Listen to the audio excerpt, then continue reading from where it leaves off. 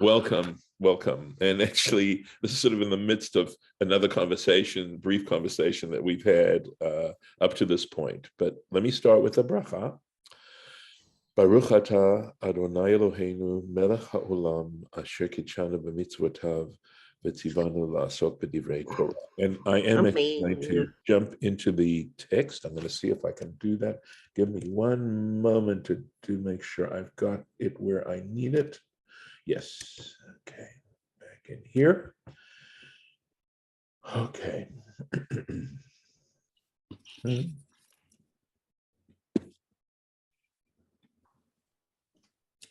So here we are in the text, and we had I think, a spirited discussion about this word kadosh and what this word means. But I am going to continue now, although it is really a whole different subject, or appears to be a different subject, although they're all kind of connected, because what we've been discussing is this relationship that the Jewish people and God have, and this unique relationship.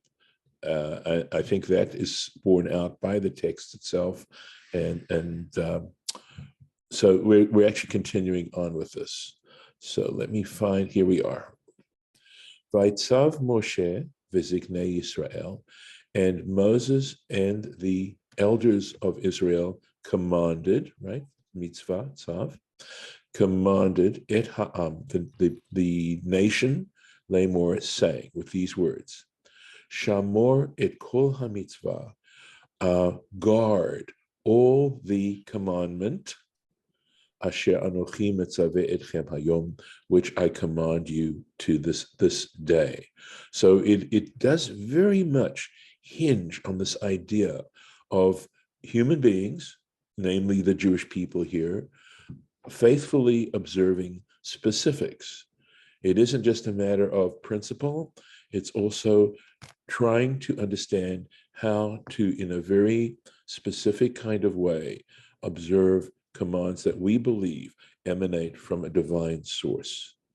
And perhaps I should say here, it would be okay to say here, that this is a very basic machloket. It's a different there is a great debate over the validity of this. And in fact, even yesterday, I saw a Facebook posting that implied this particular issue. And that is, does God care whether you separate your dishes? Does God care what you put in your mouth?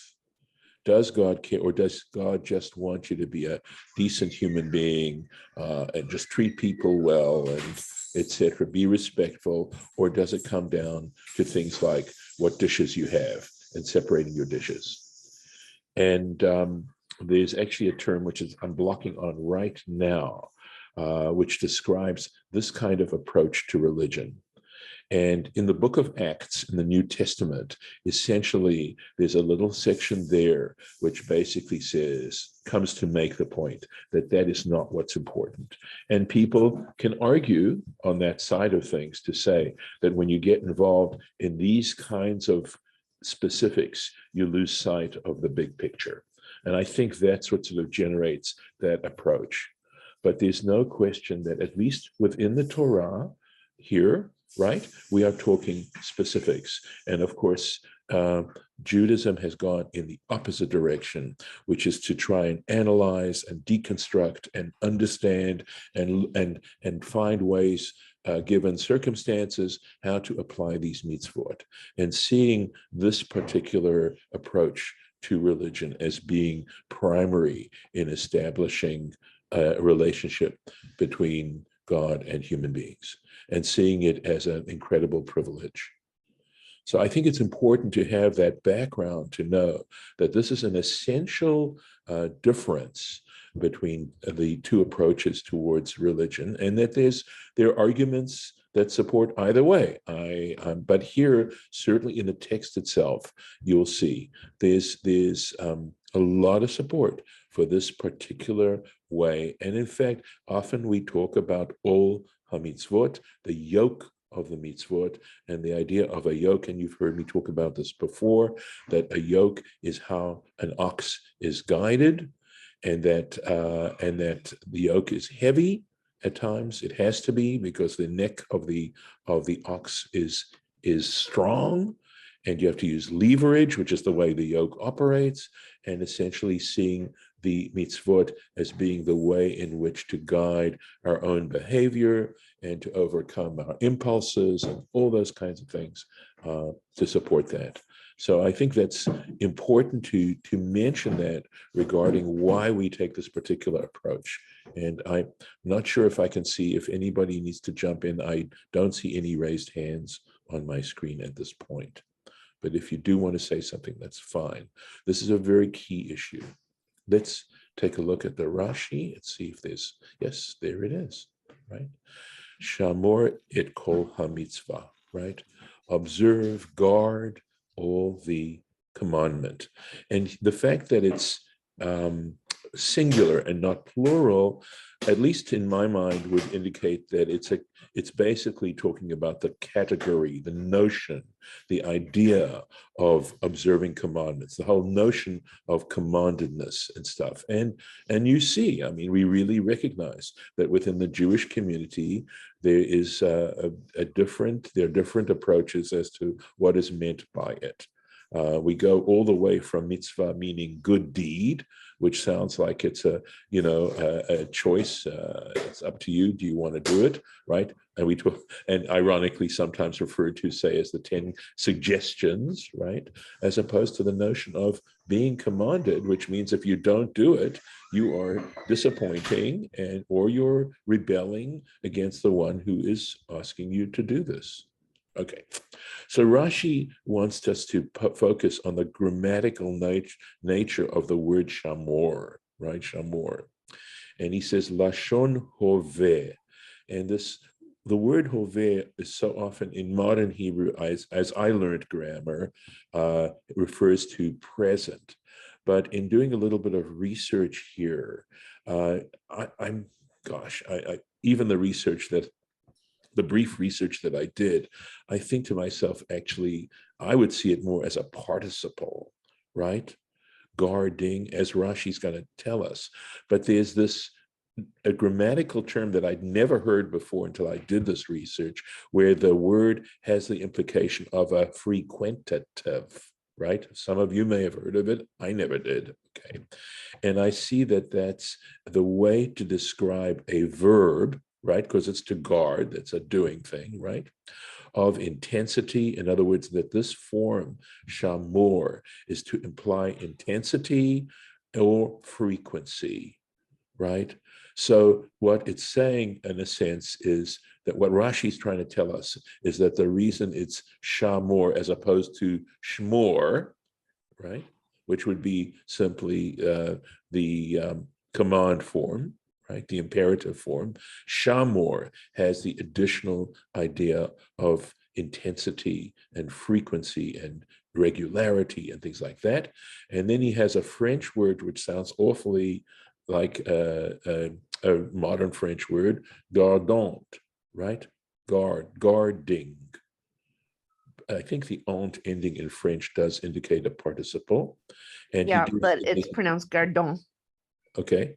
Okay. No T in the pronunciation. I know, I appreciate that, and I wasn't trying to.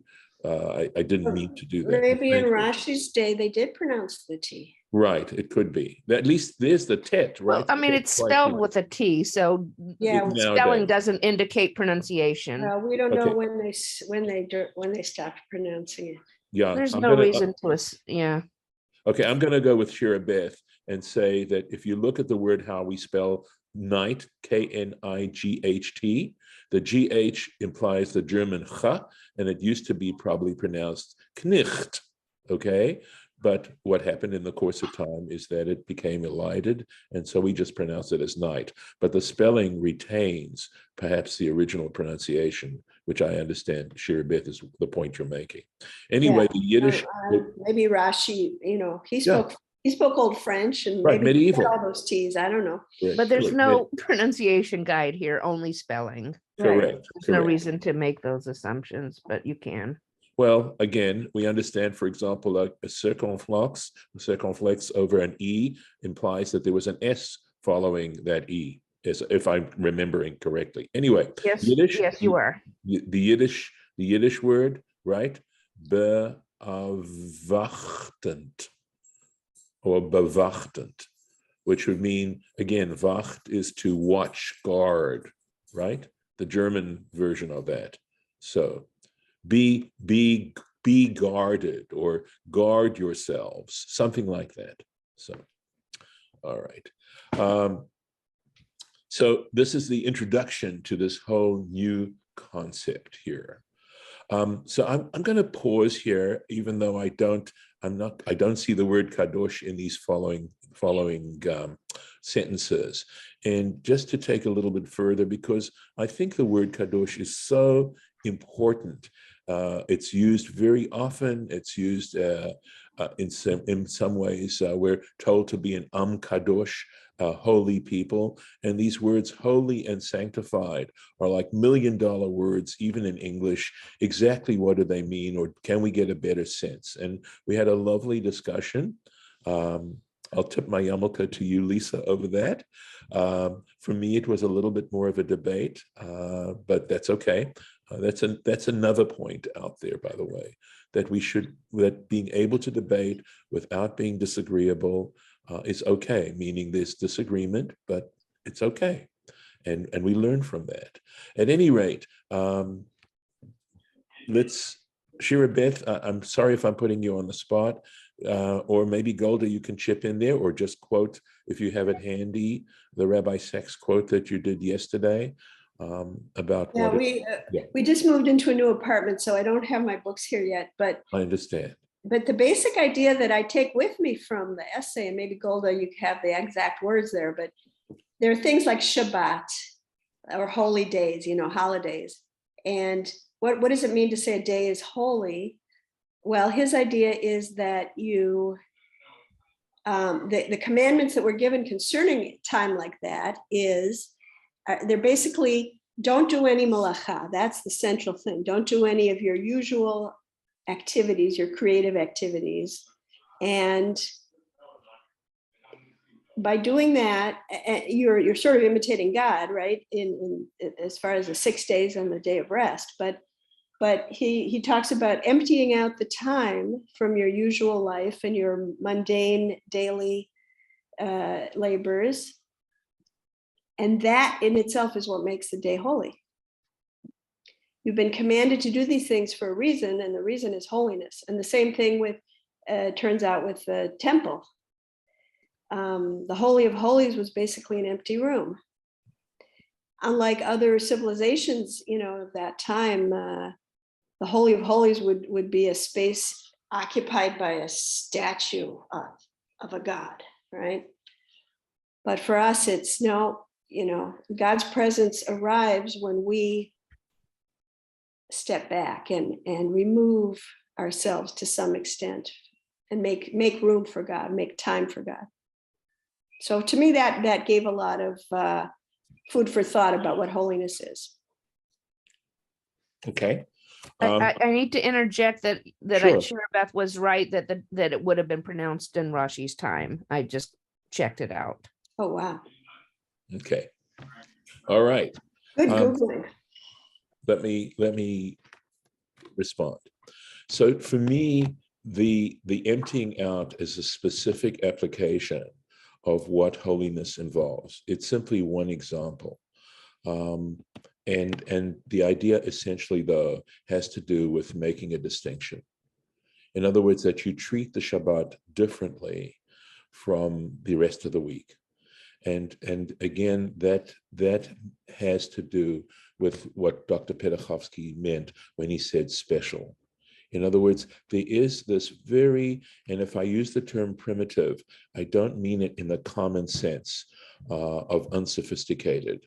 I mean it in the sense of very basic, very essentially part of human nature, that this idea of holiness goes back to really prehistoric times as they understand it from people who operate in what is called a mythical. I think Mircea Eliade talks about mythical man, right? Without a sense necessarily of historical, that has a timeline, so to speak, because there are basic ways in which human beings can look at time. At any rate, it has to do with the idea that some things are treated differently in a unique kind of way. So Am Kadosh, again, can mean unique, etc. And the question that, as I was pondering what we had to say yesterday, is how do you understand then the term Asher Kitshanu B'mitzvotav? So if I'm not putting you on the spot, Shira Beth, would you like to take a stab at that? Based on the emptying out. Well, you mean translating it? Yeah. How would you, well, more than translating it, how would you understand it? Because making us holy doesn't really do the job, right? What is the point of making us kadosh? What is, obviously we see from what we just read in the text, how important the idea of mitzvot are. And how do the commandments make us kadosh? Or what's the point of those commandments? That's what led me to where I'm going, what I mentioned yesterday when I said significant, right? That how I would try. I guess. Go ahead. I don't I'm making distinct, I don't know, or setting aside, but you can set aside things in a lot of ways and make things distinct in a lot of ways. So, right. I think I've got what you're looking for, and it was started with the Lurianic Kabbalah, gave Judaism one of its most glorious concepts. An idea, to be sure, that has been present from the outset, but has never been articulated as simply before. The idea was tzimtzum, divine contraction or self-effacement. Behind this idea is the realization that there is a contradiction between the infinite and the finite. If God is everywhere, how can anything else exist? Two different entities, God and that which is not God, cannot occupy the same space. The Kabbalistic answer is that the very act of creation involved a self-limitation on the part of God. God, as it were, contracted his presence so that finitude, I guess it's finitude, space and time and the things that occupy them could emerge. Is that what you're looking for, Shirabeth? that was, yes. Well, that was, I'm pretty sure that's somewhere in Rabbi Sachs's discussion where he talks about. That's exactly what I've read from. Oh, okay. Yes. From And the whole Holy Nation is from his Yitro. And then the corresponding human move is what brings holiness into the world. Space and time and the universe and total space and things like that, and sort of space. I can see it as, a space. Does this not conflict though with the idea of transcendence, that that this kind of supernatural transcendent being has qualities that we don't understand, and maybe amongst those qualities there's an ability to have omnipresence that doesn't conflict with the presence of the creatures? So Lauren, if I can jump in, actually, so I think this conversation is now going in a whole different direction. I think the whole idea and the power of the tzimtzum quality has less to do with holiness. I'm not saying it has nothing to do with holiness than this issue, than some of the issues that you're raising, and Lauren, that you are too. I think tzimtzum also explains how there can be evil in the world. And that's a big problem from a religious perspective as well. If you believe, that God is everywhere, and allowing that space is actually a very powerful concept. But it's a whole different subject as far as I'm concerned. I mean, here we are trying to discuss holiness. I truly appreciate, trying to make the connection with tzimtzum, but I think that this is just where I'm at right now, right? It's just an opinion that holiness has something to do with, again, from the point of view of tzimtzum, I can understand the connection in saying that if in fact holiness does mean separation, tzimtzum also is founded on the notion of some kind of separation. And in that sense, they're connected. But again, I think that when you say Asher Kitchana b'mitzvotav, right? Are we saying then trying to apply this? I'm trying to use my mind to apply this, is saying has separated us, right? Has somehow confined us from the rest of the world? Well, I think that works there. All right. But is that the main purpose of Kadosh? And what I'm trying to do here is to try and deconstruct what we mean, because again, I really believe that knowledge has to do essentially with deconstruction. The more we can try and pull it apart and find its component elements, etc., and then also see those component elements in relationship to one another, is how we know something. And I'm not saying there aren't other ways or other theories or other ways to understand what we mean by knowing something. That again these are complicated concepts. Okay. Yeah. I think I've got something in this article that makes it's the space we make for God that makes it holy. And when it's asked for, because the Nadav and Abihu debacle was because it was not asked for. And they tried to do things that they shouldn't have done. But okay, the Torah means that it says that we are created in God's image, meaning that like God, we are creative, or we're capable of imagining a world that is not yet and bringing into being. However, if no time or space were holy, the opposite danger would exist, namely that a world in which God is hidden would be one for which, for many people, God does not exist. This would be a world with no limits on self-human assertion, which is what you tend to make, you tend to talk about a lot. Always the prelude to political, military, economic, or environmental disaster. Therefore, there must be some window, some point of transparency in the screen between the finite and the infinite. That is what holiness is. So again, I still see it as I like that image. I do too. It's a space we powerful. make for God, because we Right. have to make room for God too. As God made room for creation, we need to make room for God. Exactly. That's the amazing. And that, I got goosebumps. And that's his idea of holiness, is that Okay. we have made space And again, in our time, in our space, in our thinking. Okay. Again, making space is essentially the process of, it starts off by being willing to make a distinction, to make a difference. And I guess what was, yeah? Oh, no, well, I'm agreeing. Maybe I should just tell you, Rabbi, I agree with that.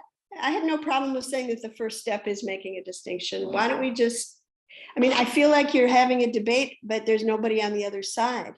I'm not on the other side. I agree. The first step is making a distinction, but that doesn't get you very far. And I just think Rabbi Sachs's essay got me a lot farther. Well, I am not going to put myself in the same category as Rabbi Sachs. Okay, I'm on. None of us are in that category. All right, but we're all still trying to understand. Okay, so here's why I think this is important. Okay, so allow me that opportunity, and that is that I'm trying to think to myself, what is it that perhaps motivates people in a very, very significant kind of way, and that is precisely that issue. That in trying to ask what I think is the most fundamental question you can ask yourself, which is, why am I here? What's the purpose of my life? And I realize that not everybody takes the time to ask that question, but I still think it's a fundamental question. And I also think that even if one doesn't articulate that question, it is something that is buried deep, deep, deep into your psyche, and perhaps the most basic element besides simple survival. Why am I here? What am I here to accomplish? And especially given the fact that we're mortal, especially since we only have so much time to do whatever it is we're going to do. And people answer, the way you answer that question is very important in terms of defining your religion. But again, I'm backing up to the issue of significance. That's the word I would use. In other words, it's another version, another way of describing the question, what purpose do I serve as a human being? Why am I here? And of course, some people will answer that question by saying, well, have as much fun as you can. Some people answer it that way, and other people will answer it in a different kind of way. And my sense is that when we say Asher Kitshanu b'mitzvotav, and by the way, just parenthetically, this is something that I only came to realize, within the last space of a few months, is that I could translate it as who has made us significant through his commandments. And that's the Kitshanu. That doesn't help me. Sorry. I understand. No, you said that before. You said that before. It doesn't help you. Because the word significant is more significant to you than it is to me. Well, But only that's okay. That's all right. Of course, Shirabith, of course. But if I'm right, that is a fundamental question, that it has, and maybe I'm projecting, my own personal psychology on everyone else, and I apologize for that. But I do think that is a very basic question. And for at least the way I look at it, it explains that search for significance, explains why some people are so much into money, why some people are into sports so much, why some people are into the arts so much. In other words, one could take any of these kinds of activities, power, fame. That's the problem. You can call all of those things significant. That's my problem. That's my point. Significant doesn't help me because it doesn't get me anywhere, in that particular search. We are the only nation, according to Torah and other things, that was called to this. And that's why it's different from every other nation. Because we were called and we answered the call. So every time we answer the call, it elevates us or it makes us kadosh. I guess there may not really be a word that translates it well for all of us. We may just have to use kadosh as kadosh. We could use the word holy. We can say holy, but then we're left with almost as much of a mystery as when we say kadosh. Correct. So maybe we're just coming closer. Well, that's exactly the point, Golda, is that in trying to deconstruct, I'm trying to get closer. Now, okay, so when you say it's not helpful to you, Shira Beth, there's more than one way that I can understand you by saying it's not helpful. So I'm simply trying to understand human behavior in that kind of way by using a model of significance as perhaps being something that motivates people. Okay, and that I'm not suggesting that, we sometimes use kadosh simply for other purposes that are not necessarily godly. Like if you use the word kadesha, right, which basically, as I understand it, refers to like a temple prostitute. But again, trying to find what is commonly shared by this. So, obviously it works for me, and it's very important in terms of just not saying, I'm not saying that, following those particular kinds of things that people think make them significant, all right, is necessarily helpful. I don't necessarily want to be judgmental about this, but I think the Torah is being clear about it. And again, it helps me understand. So for me, it's helpful to understand better what I'm saying whenever I say a bracha like Asher Kitshanu b'mitzvotav. And if I translate it as who made me significant through the performance of his mitzvot, that's very helpful in terms of why it's so important to do it. If in fact, discovering significance is a very, very basic element of human existence in trying to make sense of human existence. Now, look, helpful, not helpful, you try. But again, I think trying to deconstruct it, even though I never expect to get to the end of this, I hope, as Goldo, you were saying, it's more of the journey than anything else. So it's not just the word significance. So it's also significance through this. Correct. So in other words, if significant has to do with meaning or purpose for life, do we get our purpose in life through sports, through, through the arts, through the commandments? How do we, through study of Torah, how do we get meaning that's important Right. and gives our life some kind of purpose. Okay, Lauren, you totally understand what I'm saying. That's exactly what I'm saying. I'm glad you're saying it in your words, but that is the point I'm making. Yes, exactly. But so it's not just significance, it's significance through. Well, Yeah, that's the whole. That's the yeah, whole. that's statement. why I'd rather That's- stick with the that's- word holy. I mean, I'd rather. To me, just holy stick is with the word holy. meaningless. Okay, the word holy itself doesn't mean anything in and of itself. I have to understand the word in some kind of context and somewhere beyond itself. The word alone could mean anything, could mean blue. Well, How do we really? I'm trying to put words to this word holy. I'm trying to deconstruct it. okay. And look, but again, I concede that my own deconstruction may not be helpful to maybe the majority of people. I don't know. I know it just represents the struggle on my part to put more understanding, more meaning into what this word is really about. And it just is that it worked for me. But Lauren, I appreciate what you said, because that's exactly the point I'm trying to make. And it says kichanu b'mitzvotav, right? It isn't just kichanu, it's kichanu b'mitzvotav. That's important, right? That is how we find significance. And that to me is part of the brilliance of Torah, which goes beyond anything I can really describe. And we do need to stop right here. So I'm going to stop. Thank you for engaging in this, and we'll continue next time. Thank you. We stop the recording.